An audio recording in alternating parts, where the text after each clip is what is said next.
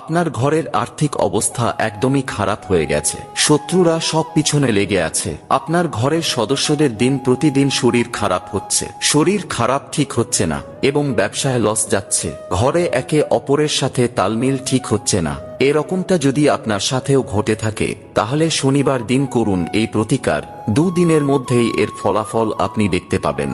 পরীক্ষিত ও প্রমাণিত এই প্রতিকারটি জানার আগে প্রভু শ্রীরামের ভক্তরা মন থেকে একটি লাইক করে কমেন্টে জয় শ্রীরাম লিখে দিন। তো চলুন জেনে নেওয়া যাক।